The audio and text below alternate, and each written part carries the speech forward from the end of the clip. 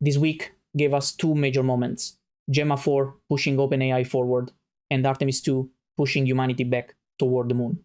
On the AI side, Gemma 4 is Google's latest open model family, and the 31B version is getting a lot of attention because it pushes strong capability into a much more accessible size class. Google describes Gemma 4 as its most capable open model family so far, with the 31B model positioned as one of the top open models currently available. On the space side, Artemis II is historic. It is NASA's first crewed lunar flyby mission in more than 50 years, launched on the 1st of April 2026, with a planned mission duration of about 10 days.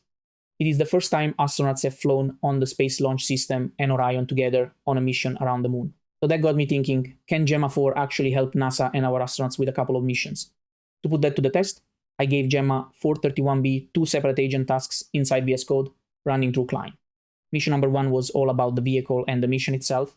I asked Gemma 4 to retrieve information about Artemis II and build a minimalist dark-themed webpage showing the rocket in 3D together with the key mission details.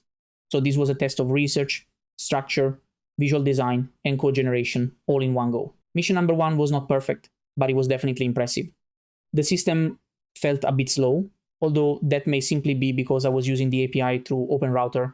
Before doing anything, the agent actually asked me for permission to access websites so it could gather the Artemis II information first, which I thought was a nice touch. The first attempt gave me the webpage, but no 3D rocket. The second attempt added a 3D model, but it was all gray and not framed properly, so it did not look great yet. By the third round though, things really started to come together. I got a pretty cool result. It was not super detailed, but for such a small model, it was honestly very impressive. Before moving on to mission number 2, if you enjoyed the video, a like and a subscription would really help support the channel. Mission number 2 raised the bar. This time, I was not asking Gemma 4 to show the rocket. I was asking it to show the journey. The task was to build a second web page visualizing the Artemis II trajectory, with Earth, the Moon, and the mission path all presented in a clean and minimalist way. And this was a very different challenge. It is one thing to generate a web page around the rocket. It is another thing to understand a mission profile, simplify it, and turn it into a visual story that people can follow. So mission number 2 was really about abstraction, interpretation, and visual communication. Could Gemma 4 take a space mission, understand the route, and present it in a way that actually looked clear and meaningful? That is what I wanted to find out. Mission number 2, unfortunately, was a bit of a disaster. The first solution did not look right at all. The trajectory just did not seem to make much sense, so I asked Gemma 4 to try again, this time retrieving more data from the internet to better understand the mission. To be fair, Gemma 4 did exactly that. It retrieved more information and gave the task another shot, but the second attempt was still a fail. At that point, I started feeling a bit sorry for poor Gemma 4, and I genuinely wanted to know whether the task itself was simply too difficult, even for a stronger coding agent setup. So I decided to test the same challenge with Claude Opus 4.6, and that made the result even more interesting.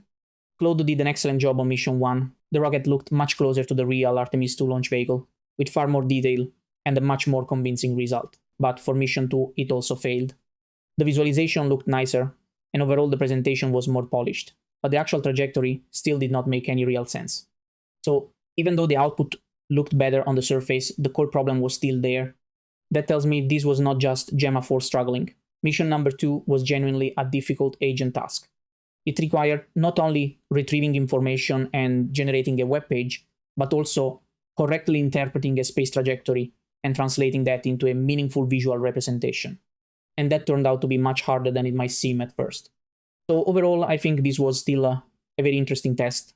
Mission 1 showed that Gemma 431B can already do some surprisingly impressive things for a relatively small open model, especially when you give it a practical coding workflow inside VScode through Cline. Mission 2, on the other hand, showed the current limits not just for Gemma 4, but even for stronger models when the task demands accurate reasoning, visual interpretation, and scientific consistency all at once. And that is exactly why these tests are worth doing. So thanks to Google for giving us a new open model to experiment with. I am sure Gemma 4 will help enable many new open applications. And who knows, maybe one day Gemma really will be ready for a space adventure.